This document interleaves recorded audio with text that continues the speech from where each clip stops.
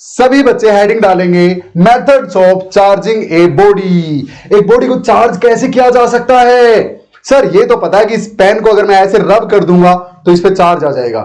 हाँ, तो एक मेथड है चार्जिंग बाय फ्रिक्शन या फिर charging by rubbing a body. प्यारे बच्चों, rubbing two bodies with each other. Okay, so ये कैसे काम करता है सर? ये जब रब करता हूं ना मैं इसको, तो इस पे चार्ज कैसे आ जाता है सर? ऐसा क्या जादू है? अब ये बताता हूं प्यारे बच्चों।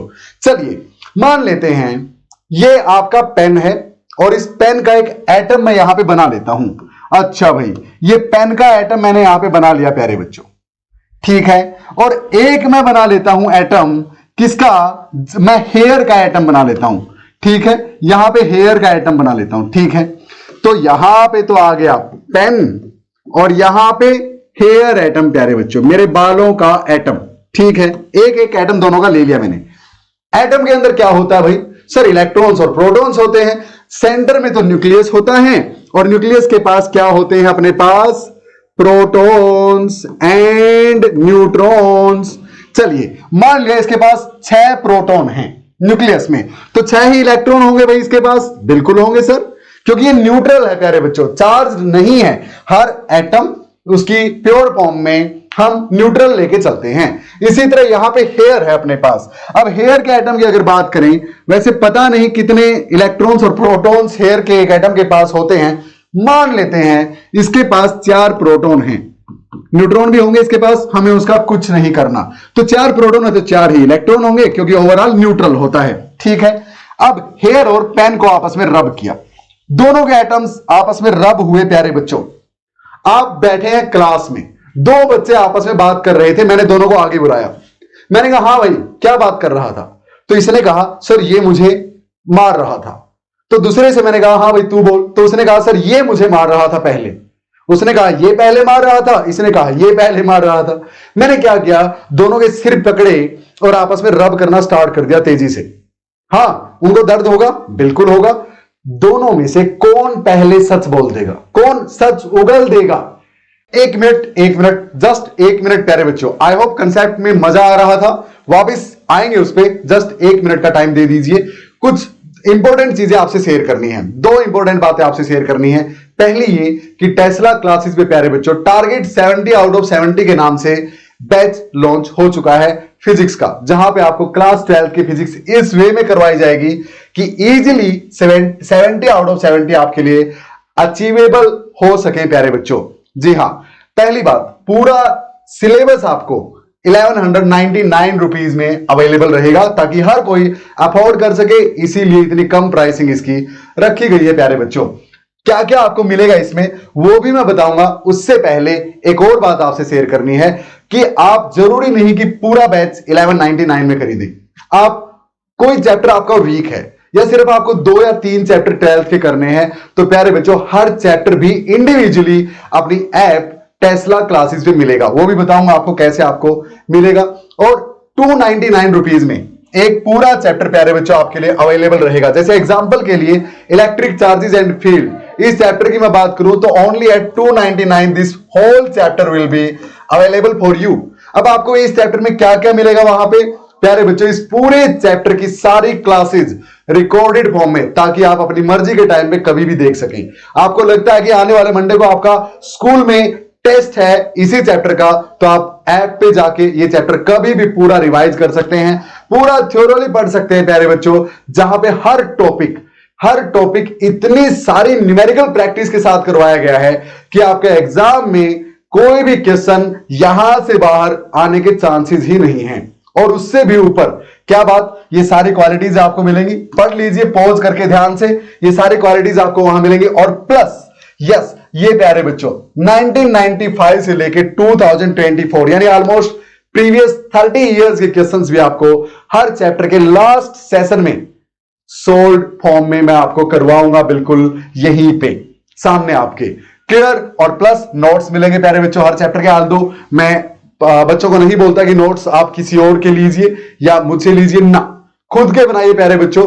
इतना अच्छे से इसमें करवाया गया है बैच में सब कुछ, आप सब कुछ अच्छे से कीजिए, अपने खुद के नोट्स प्रिपेयर कीजिए, ताकि आपके लिए इजी रहे एग्जाम टाइम पे सब कुछ फिर से रिकॉल करना, रिवाइज करना प्यारे बच्चों।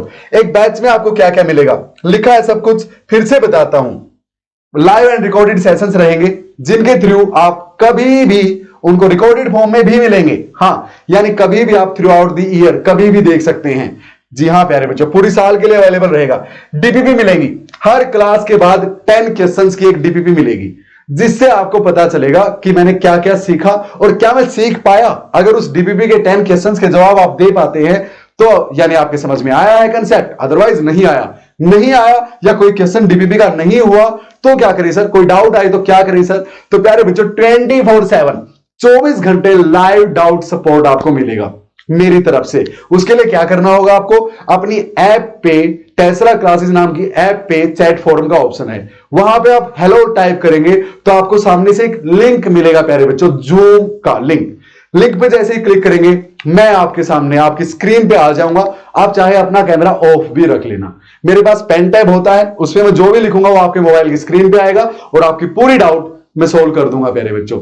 इस तरह से यहां पे काम करती है चीजें। और प्रीवियस 30 इयर्स के प्रीवियस ईयर क्वेश्चंस तो आपको मिलेंगे ही। बात रही आईआईटी जेईई और नीट की प्रिपरेशन करने वाले बच्चों की, तो प्यारे बच्चों उनके लिए ऑलरेडी युवराज 2.0 एंड युवराज 3.0 के नाम से बैच ऑलरेडी रनिंग में है प्यारे बच्चों।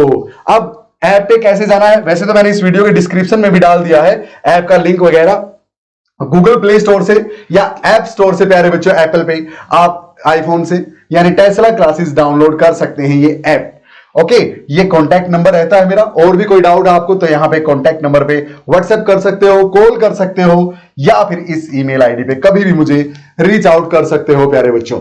ओके, तो अपना कंसेप्ट जारी रखिए, मिलते हैं ऐप पे प्यारे बच्चों। See you soon, till then keep learning. भाई जिसकी सहन करने की क्षमता कम है, हाँ इसी तरह प्यारे बच्चों जब दो एटम्स को आप रब करते हैं, आपस में रबिंग करते हैं उनकी, यानी जब फ्रिक्शन होता है उनके बीच में तो हीट जनरेट होती है। क्या जनरेट होती है?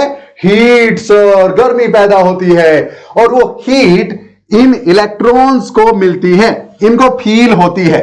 तो जिसकी हीट को सहन करने की क्षमता कम है ना, मान लिया यहां पे पेन की हीट को सहन करने की क्षमता कम है, तो जिसकी क्षमता कम है वो अपना एक इलेक्ट्रॉन छोड़ देगा और किसके पास वो इलेक्ट्रॉन जाएगा? जिसके साथ ये टच में है, और कहीं तो जाएगा नहीं, और वो इलेक्ट्रॉन यहां आ जाएगा प्यारे बच्चों।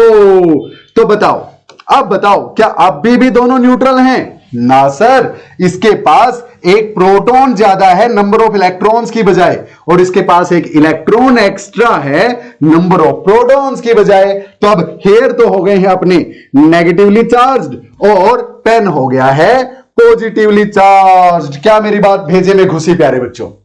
और वो एबिलिटी या वो कैपेसिटी या वो हीट एनर्जी जो हमें चाहिए मोस्ट लूजली बाउंडेड इलेक्ट्रॉन को एटम में से निकालने के लिए, उसको उस एटम का वर्क फंक्शन बोलते हैं प्यारे बच्चों।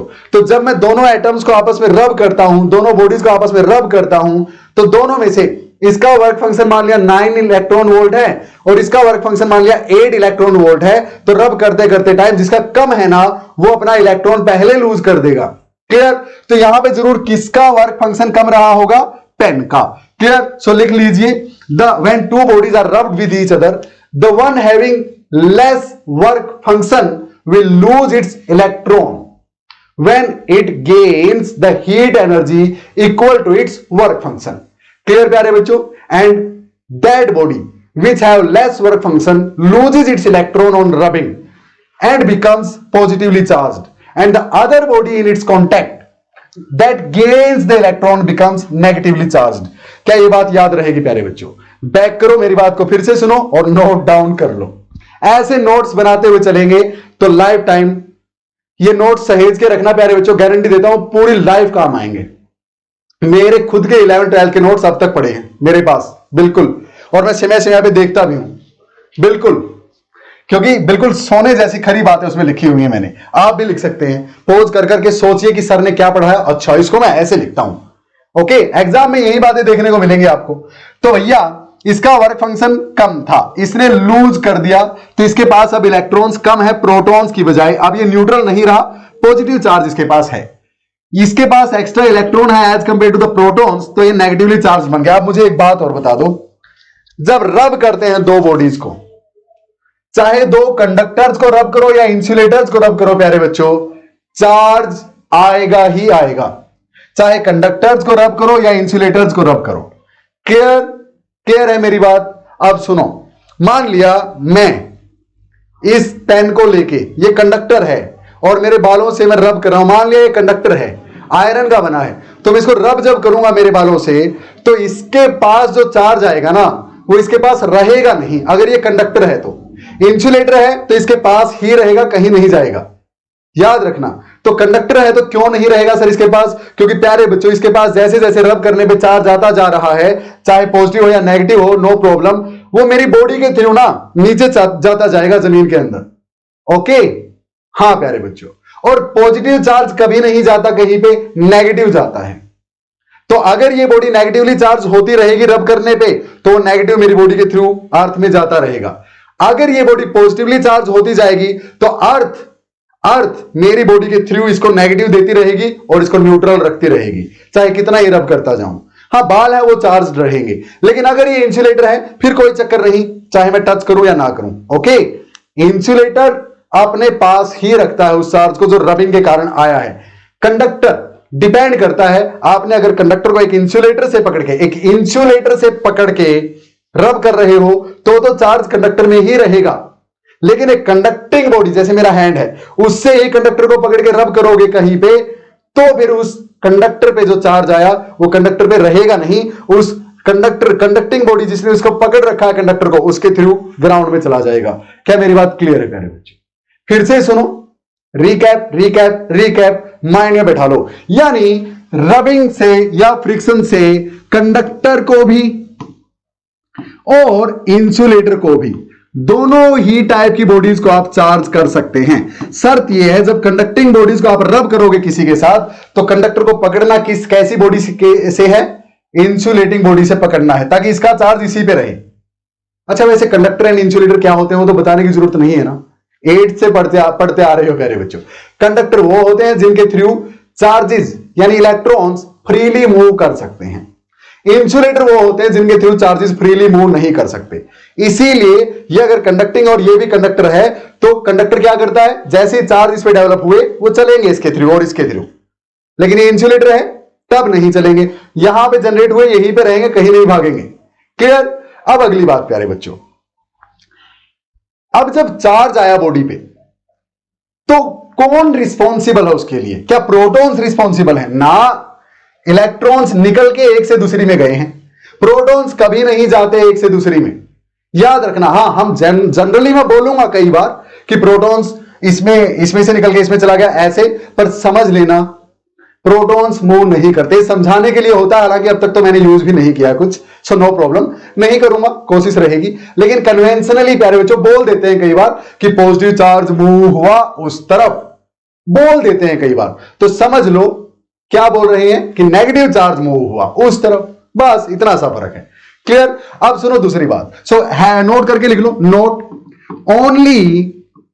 ओनली इलेक्ट्रॉन्स को ऐसे भी दिखाते हैं, ई के साथ नेगेटिव यहां पे लगा दो। Only electrons are responsible for electrification, यानी एक बॉडी को चार्ज करने के लिए, फॉर इलेक्ट्रिफिकेशन यानी चार्जिंग यार, सीधी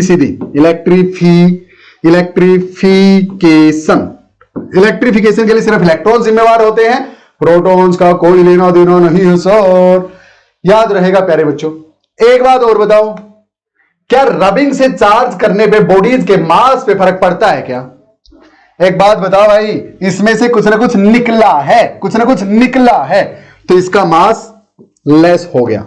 जिस पे पॉजिटिव चार्ज आ गया वो पहले से हल्की हो गई, और जिस पे नेगेटिव आया उसके पास कुछ ना कुछ नया आया है, यानी वो भारी हो गई, पहले से उसका मास हाई हो गया है। सॉरी, ऐसा नहीं है कि ये इससे भारी है ना, ये खुद से भारी हो गई। रब करने से पहले जितना इसका मास था अब उससे ज्यादा हो गया है, इसके साथ कंपेयर नहीं कर रहे। हाँ, इसका मास रब करने से पहले जितना था उससे कम हो गया है प्यारे बच्चों। So on rubbing the body which gains positive charge becomes lighter, हल्की बन जाती है, and the body which gains negative charge becomes या एक्वायर्स हायर मास। क्लियर भैया? चलिए आगे, क्या सब कुछ क्लियर है? आप रबिंग से कंडक्टर्स और इंसुलेटर्स दोनों को चार्ज कर सकते हैं। सिंपल। दूसरे मेथड पे चलें। दूसरा मेथड है प्यारे बच्चों चार्जिंग बाय कंडक्शन। कंडक्शन क्या होता है सर? जैसे रबिंग में दो बॉडीज को टच करते हैं प्यारे बच्चों, हां, लेकिन दोनों ही न्यूट्रल थी। दोनों ही कैसी थी? न्यूट्रल थी, और रब करने पे दोनों ही चार्ज्ड हो गई। बिल्कुल, एक पे जितना पॉजिटिव आया दूसरी पे उतना ही नेगेटिव आया, है ना। अब सुनो प्यारे बच्चों, एक और खास बात बता दूं, इस पे अगर एक इलेक्ट्रॉन यहां से यहां गया है तो इस पे एक इलेक्ट्रॉन का चार्ज अगर मैं E लिख लूं तो प्लस E चार्ज इस पे आ गया, और इस पे एक इलेक्ट्रॉन का चार्ज के बराबर नेगेटिव चार्ज आ गया। समझ में आई बात? दूसरी, अगर दो रब करता रहूंगा तो दो चले जाएंगे, रब करता रहूंगा तो तीसरा भी चला जाएगा इसके पास, तो यानी इसके पास प्लस 3E हो जाएगा, इसके पास -3E हो जाएगा। क्या क्लियर है? तो दोनों के पास रहेगा तो सेम चार्ज जिन दो बॉडी को आपने रब किया है, लेकिन एक पे उतना ही पॉजिटिव, दूसरी पे उतना ही नेगेटिव। क्लियर? और एक इलेक्ट्रॉन के पास कितना चार्ज होता है प्यारे बच्चों? बता दूं, एक इलेक्ट्रॉन के पास, इसको हटा दूं, हां, मास ऑफ इलेक्ट्रॉन होता है 9.1 इंटू 10⁻⁻31 kg। अच्छा, लेकिन charge on an electron, charge को क्यू से डिनोट करते हैं प्यारे बच्चों, वो होता है 1.6 इंटू 10⁻⁻19 कूलम्ब। प्यारे बच्चों, इतना नेगेटिव चार्ज होता है एक इलेक्ट्रॉन पे। क्लियर? अब एक प्रोटॉन की बता दूं, एक प्रोटॉन का मास होता है 1.67 इंटू 10⁻⁻27 kg। अब बता दो इलेक्ट्रॉन भारी है या प्रोटॉन भारी है? सर इलेक्ट्रॉन भारी है, इसमें तो 31 है, इसमें 27 है। अरे घोचू, ये माइनस के हैं, यानी यहां पे 9.1 के नीचे 1 के साथ 31 जीरोस लगेंगी, और यहां 1.67 के नीचे 1 के साथ 27 जीरोस लगेंगी। तो ये वैल्यू बड़ी हुई, ये छोटी हुई, और बता दूं ये काफी ज्यादा बड़ी है as compare to this, almost 3700 times है। हां, ऑलमोस्ट। बता दूंगा आगे न्यूमेरिकल्स में यूज करेंगे, एग्जैक्टली वैल्यू निकाल के आपको दिखा दूंगा, अभी मत लिखना। हां, प्रोटॉन काफी भारी है एज कंपेयर टू इलेक्ट्रॉन, लेकिन charge on proton plus E से शो करते हैं प्यारे बच्चों, प्लस E से। Charge on an electron -E से शो करते हैं, ठीक है। E से बोल लो। अब जितना इलेक्ट्रॉन पे चार्ज है ना, उतना ही प्रोटॉन पे होता है, लेकिन प्लस कितना? 1.6 इंटू 10⁻⁻19 कूलम्ब। लिख लो भैया, कूलम्ब होती है ऐसा यूनिट टू मेजर चार्ज, ऐसा unit to measure charge is coulomb. C छोटा OULAMB। C छोटा क्यों? क्योंकि एक साइंटिस्ट के नेम पे है। सर नेम में तो पहला लेटर बड़ा लिखते हैं, तो प्यारे बच्चों अगर मैं पहला लेटर बड़ा लिख दूंगा तो समझ लो ये मैंने नेम लिख दिया कूलम्ब सर का, और पहला लेटर छोटा लिख दिया तो समझ लो मैंने उनके नेम को एज ए यूनिट लिखा है। तो ये क्या है? यूनिट ऑफ चार्ज, और ये क्या है? कूलम्ब सर का नेम। भेजे में घुसी, कितनी सारी नॉलेज आपको मिली इस पिछली ऑलमोस्ट 8 to 10 मिनट में। बता दीजिए दिल पे हाथ रख के, मजा आया? मजा आया प्यारे बच्चों? चलते हैं आगे, पानी वानी पीते रहा करो बीच में यार, दिमाग अच्छे से काम करता रहेगा। चले आगे, सब कुछ मैंने आपको एकदम क्रिस्टल क्लियर करवा दिया, कुछ भी नहीं छोड़ेंगे, कुछ भी, बस नोट करते जाना, नोट करते जाना। क्लियर? चलो भाई। हाँ, अब second method, charging by conduction. Conduction क्या होता है सर? देखो भैया, अगर दो न्यूट्रल बॉडीज को आपस में टच करके रब करके चार्ज किया तो चार्जिंग बाय फ्रिक्शन था, या चार्जिंग बाय रबिंग था। लेकिन एक न्यूट्रल बॉडी को अगर मैं एक चार्ज्ड बॉडी से टच कर दूं तो न्यूट्रल बॉडी पे भी चार्ज आ जाता है, टच कर दूं, हां, so that is the charging by conduction. तो लिखो charging a neutral body by touching it with an already charged body, बस, that is known as charging by conduction. सुनो भैया, मेरे पास ये एक बॉल थी, ये न्यूट्रल है प्यारे बच्चों, इसके पास चार्ज नहीं है। सुनो, चार्ज तो है सर, ये दिख रहा। प्यारे बच्चों चार्ज नहीं है या न्यूट्रल होने का मतलब क्या है, इसके अंदर प्रोटॉन्स और इलेक्ट्रॉन इक्वल अमाउंट में है, तो हम इसको बोलेंगे नेट चार्ज इसके पास 0 है। ये न्यूट्रल है, अनचार्ज्ड है प्यारे बच्चों। ओके, अगर चार्ज ही नहीं होगा, बिल्कुल ही नहीं होगा, तो बॉडी एग्जिस्ट ही नहीं करेगी भैया। हाँ, अरे कोई बॉडी बनती ही इलेक्ट्रॉन और प्रोटॉन से है यार। अब सर ये पॉजिटिव पॉजिटिव आपने ऐसे बना दिए, ये तो सेंटर में होते हैं। प्यारे बच्चों ये मैंने कोई एटम नहीं बनाया है, ये पूरी बॉडी बनाई है। तो एक एटम यहां पे है, यहां पे, यहां पे, यहां पे, यहां पे। ओके, ये न्यूट्रल बॉडी है, अनचार्ज्ड बॉडी, और ये समझाने के लिए मैंने ऐसा इसको बनाया है। एग्जाम में भी ऐसे ही कर दोगे तो पूरे मार्क्स मिलेंगे। वहां भी आपको एग्जामिनर को समझाना ही है कि मुझे ये आता है, समझ देख मुझे कैसे आता है। ओके, सुनो भाई, ये एक न्यूट्रल बॉडी है प्यारे बच्चों, न्यूट्रल। ओके, और ये मेरे पास एक रोड है, रोड है, क्या है, रॉड, RD, और इसके पास चार्ज कैसा मान लेता हूं, ये ऑलरेडी चार्ज है, positive positive positive positive positive positive positive ऐसे। तो क्या इसके पास बिल्कुल भी नेगेटिव नहीं है? अरे भैया है। तो सर ये पॉजिटिव चार्ज कैसे हुई? प्यारे बच्चों इसके पास इतने एक्स्ट्रा प्लस हैं, इतने एक्स्ट्रा पॉजिटिव्स हैं। हाँ, ओके, नेगेटिव ही है इसके पास, क्यों नहीं बनाए? क्योंकि उतने ही पॉजिटिव्स भी नहीं बनाए मैंने, जितने इसके पास नेगेटिव हैं उतने ही पॉजिटिव्स भी नहीं बनाए मैंने। ये तो एक्स्ट्रा पॉजिटिव्स हैं, नेगेटिव से इतने एक्स्ट्रा क्लियर पॉजिटिव्स हैं, तो वो बनाए मैंने। ये पॉजिटिवली चार्ज रोड है। अब सुनो, क्या पॉजिटिव पॉजिटिव आपस में रिपेल करते हैं? फ्रैंकलिन सर ने बताया था ग्लास रोड, एबोनाइट रोड, हाँ बिल्कुल बिल्कुल, वो तो अट्रैक्ट करेंगे, एक ग्लास रोड दूसरी ग्लास रोड को रिपेल करेगी। तो similar charges always repel each other. तो ये पॉजिटिव इस पॉजिटिव से दूर भागना चाहता है, ये पॉजिटिव इससे दूर भागना चाहता है, लेकिन जाए तो जाए कहां भैया? जगह ही नहीं है। सर बाहर भाग जाएंगे निकल के, नहीं, बाहर एयर है और एयर एक इंसुलेटर है, यानी उसके थ्रू चार्जेस मूव नहीं कर सकते, तो यहां तो जाएंगे नहीं। ये ढूंढ रहे हैं कोई हमें मिले, कोई मिले जिसके पास हम निकल के भाग सकें। सुनो प्यारे बच्चों, यानी एयर इंसुलेटर है, एयर के पास तो जाएंगे नहीं। अब अगर मैं इस बॉडी को यहां टच कर दूं प्यारे बच्चों, यहां अगर मैंने टच कर दिया, सुनो, टच कर दिया, तो अगर ये हुई insulator, if it is an insulator, हां, तो इसके टच करने पे क्या ये पॉजिटिव्स निकल के इसमें आएंगे? सर अगर इंसुलेटर अलाउ करता अपने थ्रू ऐसे चार्जेस को मूव करना या अपने पास आना, तो एयर ही ना अलाउ कर देती, ये बाहर निकल के भाग जाते। हां, तो प्यारे बच्चों, इफ इंसुलेटर नो चार्जिंग, कोई चार्जिंग नहीं होगी अगर ये इंसुलेटर है तो। यानी चार्जिंग बाय कंडक्शन सिर्फ कंडक्टर्स की हो सकती है, इंसुलेटर्स की नहीं हो सकती। So charging by conduction can not charge an insulator. This method can not be used to charge, can't charge an insulator, can not be used to charge an insulator. Clear प्यारे बच्चों? जैसे rubbing था, by friction था, वो conducting and insulating both bodies को charge कर सकता है। याद आया आपको? बताया था आपको। अब सुनो, और अगर ये हुई कंडक्टर, इफ ये हुई कंडक्टर, तो ये क्या करेगा? इसके अपने चार्जेस दे देगा। क्या सारे दे देगा? ना ना ना ना। जैसे ही ये वाला पॉजिटिव निकल के यहां पे आया प्यारे बच्चों, इसके पास हो गए प्लस, एक्स्ट्रा हो गए माइनस की बजाय। हां, तो ये तो हो गई पॉजिटिवली चार्ज। अब दूसरा भी निकल के आ गया, हां, ये और ज्यादा स्ट्रांगली पॉजिटिवली चार्ज हो गई।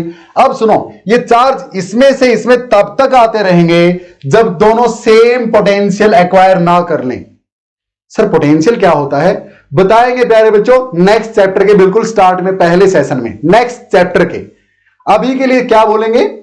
इन charging by conduction, when a charged body is bring in contact with a conductor, the charge from the charged body keeps on moving to the conductor until both the bodies acquire same potential. जब तक दोनों bodies का potential same नहीं हो जाता, तब तक इस रोड से इस बॉडी में चार्जेस पॉजिटिव आते रहेंगे प्यारे बच्चों। एक टाइम ऐसा आएगा जब दोनों का पोटेंशियल इक्वल हो गया, तब इसमें से इसमें आना बंद हो जाएंगे। ओके, और अगर ये दोनों बॉडीज एक ही तरह की हैं, ये थी भैया 5 मीटर रेडियस का एक स्फीयर था, और ये दूसरा स्फीयर है 5 मीटर रेडियस का ही। इस पे 8 कूलम चार्ज था, ये न्यूट्रल था और क्या है, कंडक्टिंग है।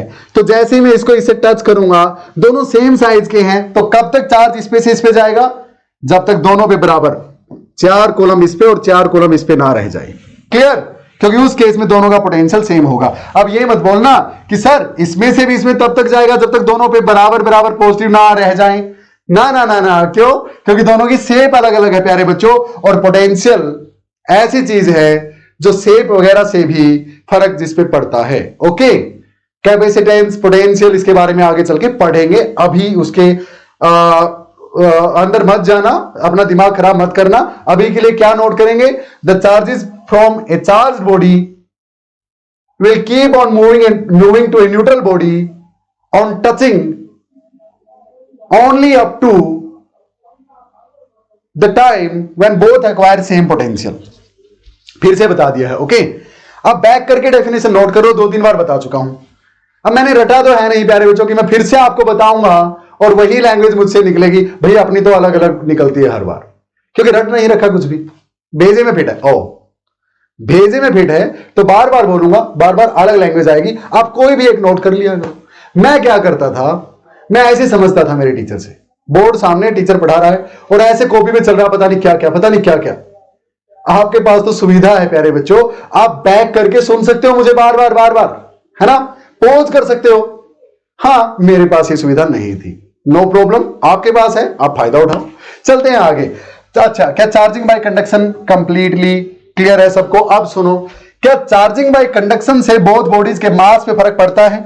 बिल्कुल पड़ता है। जिसमें से चार्जेस आए उसका मास कम हो जाएगा और जिसमें आए उसका ज्यादा हो जाएगा प्यारे बच्चों। क्या मेरी बात क्लियर है? As simple as that. Okay, तो अब आगे चलते हैं, चलें आगे चलें। अगला मेथड है चार्जिंग बाय इंडक्शन। लेकिन चार्जिंग बाय इंडक्शन से पहले मैं आपको इलेक्ट्रोस्टैटिक इंडक्शन के बारे में कुछ बताना चाहूंगा। इलेक्ट्रोस्टैटिक इंडक्शन क्या होता है सर? सुनो भाई ध्यान से, सुनो ध्यान से। ये मेरे पास एक बॉडी थी प्यारे बच्चों। अच्छा सर, इसके पास positive negative, negative positive, positive negative, ये न्यूट्रल है। न्यूट्रल है, कैसी है? न्यूट्रल है। ओके सर, ये पहला स्टेप है। ये न्यूट्रल एक बॉडी कहीं से किसी के साथ टच में नहीं है, ठीक है।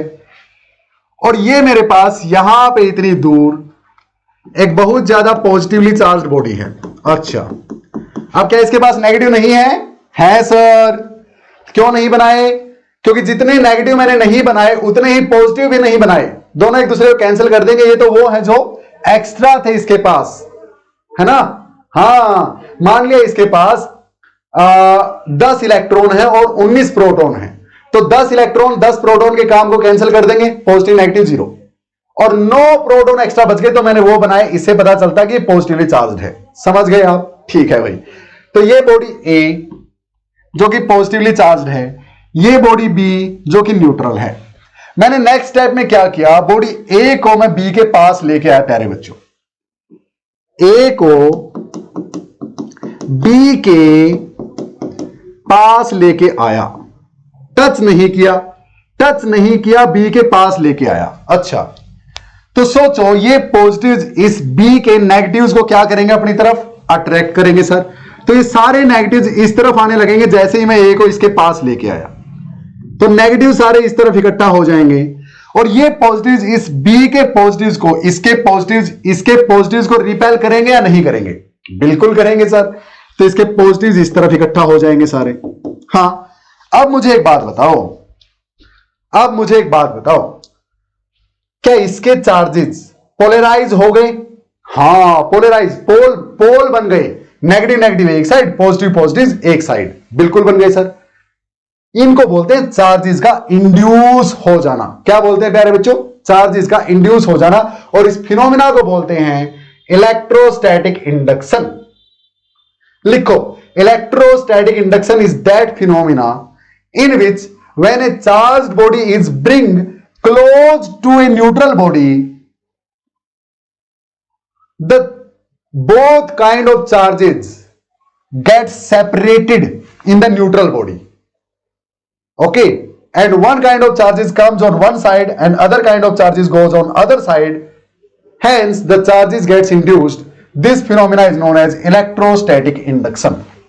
समझ में आया? अब हिंदी में भी लिख लो चाहे क्या, कि जब एक चार्ज बॉडी को न्यूट्रल बॉडी के पास लाया जाता है तो वो चार्ज बॉडी उस न्यूट्रल बॉडी के एक टाइप के चार्जेस को अपनी तरफ खींच लेती है और दूसरी टाइप के चार्जेस को रिपेल कर देती है, जिससे न्यूट्रल बॉडी में चार्जेस पोलराइज हो जाते हैं और इसको बोलते हैं चार्जेस का इंड्यूस हो जाना।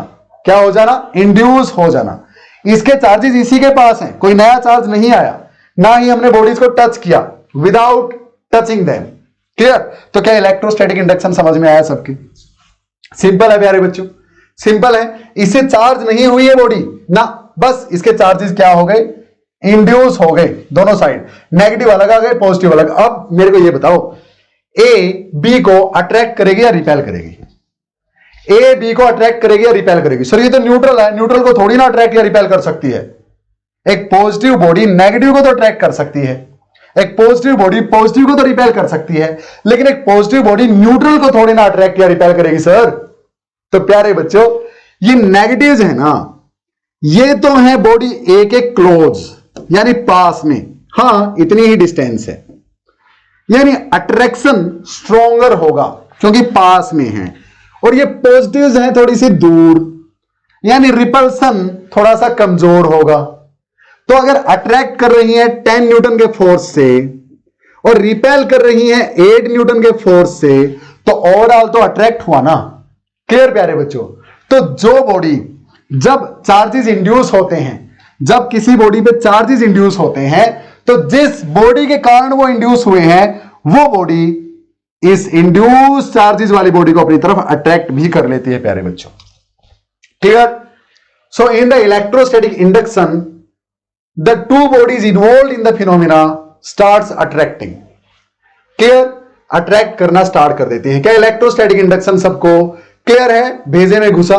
चलिए, अगर ये क्लियर है तो अब हम आराम से अपना टॉपिक यानी method of charging by induction पढ़ सकते हैं प्यारे बच्चों।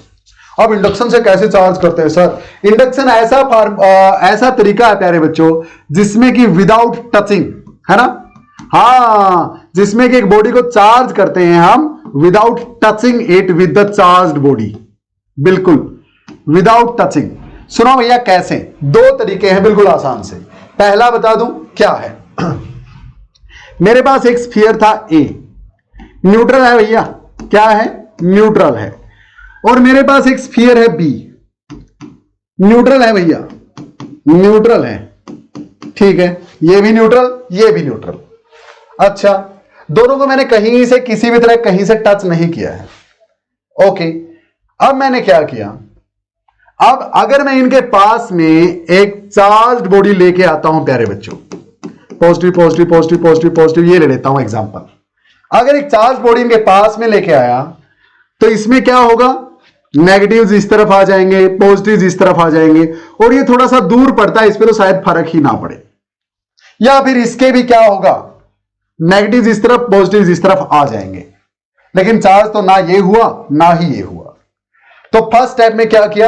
ए एंड बी दो स्फीयर ले लिए जो कि दोनों ही क्या थे? न्यूट्रल थे, और दोनों ही स्फीयर कंडक्टिंग है प्यारे बच्चों। सोचो अगर मैं स्फीयर्स को इंसुलेटिंग ले लूं, इंसुलेटर ले लूं, ये इंसुलेटर होता तो क्या इसके नेगेटिव एक तरफ पॉजिटिव दूसरी तरफ जाते? ना यार, क्योंकि इंसुलेटर्स में चार्जेस फ्रीली मूव ही नहीं कर सकते। हां, यानी electrostatic induction only happens in conductors. सिर्फ किसमें होता है प्यारे बच्चों? कंडक्टर्स में। क्या हर परत खुलती जा रही है? हाँ या ना? हाँ सर, इस टॉपिक में लिखना था, आपने तो दूसरा टॉपिक स्टार्ट कर दिया। अरे अब लिखो ना, यहां पे है काम की बात तो, है ना। जैसे चार्जिंग बाय कंडक्शन सिर्फ कंडक्टर्स में होती है, वैसे ही चार्जिंग बाय इंडक्शन भी सिर्फ कंडक्टर्स में होती है। हैपन्स ओनली इन कंडक्टर्स, क्योंकि इंसुलेटर्स तो फ्री मूव कराएंगे ही नहीं, इंडक्शन होगा ही नहीं। ओके, तो ये भी सिर्फ कंडक्टर्स में होता है प्यारे बच्चों। इंसुलेटर्स को आप चार्जिंग बाय इंडक्शन नहीं करा सकते, वो तो रबिंग से ही होते हैं। हाँ हाँ, खास लोग हैं वो तो। अब सुनो भैया, अब पहले स्टेप में नहीं हुए ये चार्ज, सिर्फ पोलराइज हो सकते हैं ज्यादा से ज्यादा। दूसरे स्टेप में क्या किया मैंने, ए को और बी को टच कर दिया प्यारे बच्चों। अच्छा, और इस बॉडी को मैं पास में ले आया, यहां पे इनके पास ले आया। अच्छा, तो ए के नेगेटिव्स इस तरफ आएंगे, बिल्कुल आएंगे, बिल्कुल आएंगे। अच्छा, और ए के पॉजिटिव्स दूर भाग जाएंगे, हां बिल्कुल भाग जाएंगे। अरे यहां रास्ता नहीं होता तो पॉजिटिव यहां जमा हो जाते, लेकिन रास्ता दिखा और भी ज्यादा दूर चले गए। अब बी के नेगेटिव्स को ये अट्रैक्ट कर रहा है, तो बी के नेगेटिव्स इस तरफ आएंगे, और ये रास्ता दिखा तो यहां जमा नहीं होके यहां तक आएंगे, बिल्कुल। और बी के पॉजिटिव्स ये रिपेल कर रहा है बी के पॉजिटिव्स को, तो दूर जाएंगे भैया, यहां पे इकट्ठा हो जाएंगे या नहीं, बिल्कुल। अब एक काम करो, इसको पास में रखे रखे दोनों को धीरे से सेपरेट कर दो। हाँ, लेकिन करना इंसुलेटर के साथ, अपने हाथों से मत कर देना भैया, ये भागे आएंगे आपके हाथों में। ओके, हाँ, अब सेपरेट कर दो ए बी। जब सेपरेट किया तो ये नेगेटिव्स यहीं पे हैं भैया, हाँ, और ये पॉजिटिव्स यहीं हैं, है या नहीं, बिल्कुल। और अब एक काम कर दो, अभी तक तो ये था यहां पे जब सेपरेट किया, अब इसको यहां से हटा दो। नेक्स्ट स्टेप में, स्टेप 1 बताऊंगा फिर से, अब इसको हटा दो यहां से, तो अब ए और बी नॉर्मल हो जाएंगे, यानी ए में नेगेटिव्स पूरे में फैल जाएंगे और बी में पॉजिटिव्स पूरे में फैल जाएंगे या नहीं। बताओ क्या भेजे में घुसा प्यारे बच्चों। फिर से बताता हूं, step 1, take A and B, two conductors, and take a positively or negatively charged, no problem, a positively charged rod near them. What will happen? The charges will get polarized, ज्यादा से ज्यादा polarize होंगे। Number 2, step 2, connect both A and B with each other and bring the rod near them. The negatives of both A and B will come on the near end of the rod in sphere A only, and positives of both A and B will go to the farther end of A and B away from the rod and gets accumulated at the farther end of B. Clear? Now separate A and B in the third step. A will remain with only negatives and B will remain with only positives. Now take the rod away. अब road को दूर ले जाओ। You will see, अब ये negatives है ना, ये खींचे नहीं रहेंगे पॉजिटिव्स की तरफ, क्यों? रोड को आप दूर ले गए, अब इन पे कोई फोर्स ऑफ अट्रैक्शन नहीं है, तो अब ये पूरी में फैल जाएंगे भैया, और इनके पॉजिटिव्स पूरी में फैल जाएंगे, तो हो गए ना दोनों चार्ज्ड। क्लियर है प्यारे बच्चों? इन स्टेप्स को लिखिए 1 by 1। So this is how the charging by induction is done. अब चार्जिंग बाय इंडक्शन से मास पे कोई फर्क पड़ा क्या? मास पे कोई फर्क पड़ा क्या? बिल्कुल पड़ा प्यारे बच्चों। देखो ये न्यूट्रल थी, 3 प्रोटॉन थे, इसके पास 3 इलेक्ट्रॉन थे। हाँ, अब इसके पास वाले प्रोटॉन्स तो इसमें चले गए बी में, देखो इसमें प्रोटॉन बचा ही नहीं, और बी के इलेक्ट्रॉन इसमें आ गए, तो जिसमें से प्रोटॉन्स गए हैं वो तो हल्की हो गई, क्योंकि उसके पास इलेक्ट्रॉन्स आ गए हैं यार, जो हल्के होते हैं प्रोटॉन से। हाँ, चार्जेस तो उतने ही रहे, नो प्रॉब्लम, लेकिन बी जिसके पास पॉजिटिव्स आ गए, अब तो 2 न्यूट्रल थी, जो पॉजिटिवली चार्ज हो गई, उसके पास, और जो नेगेटिवली चार्ज हो गई उसके पास, दोनों के पास अलग अलग मासेस हैं प्यारे बच्चों, तो मास पे तो फर्क चार्जिंग बाय इंडक्शन से पड़ता है। क्लियर है? लेकिन दोनों बॉडीज का टोटल मास उतना ही रहेगा, दोनों बॉडीज का टोटल मास उतना ही रहेगा, इसमें कोई शंका नहीं है, इसमें कोई दो राय नहीं है। क्लियर है? जिस रोड से चार्ज किया है दोनों को, उसके मास पे कोई फर्क नहीं पड़ता, बॉडी के मास से फर्क पड़ सकता है। क्लियर? क्या मेरी बात क्लियर है सबको? हाँ, दोनों बॉडीज का टोटल मास जितना पहले था उतना ही रहेगा। हाँ, ऐसा हो सकता है कि एक पहले से हल्की हो गई और एक पहले से भारी हो गई, लेकिन दोनों का टोटल मास उतना ही रहेगा, क्योंकि आना जाना मास का इन दोनों के बीच ही रहा है। क्लियर प्यारे बच्चों? तो ये तीनों चीजें हमने सीखी, charging by conduction, charging by induction and charging by rubbing. I hope बहुत ज्यादा मजा आया होगा प्यारे बच्चों। आज के सेशन के लास्ट में इनके बेस पे न्यूमेरिकल क्वेश्चंस भी हम पढ़ेंगे, जस्ट वेट एंड वॉच।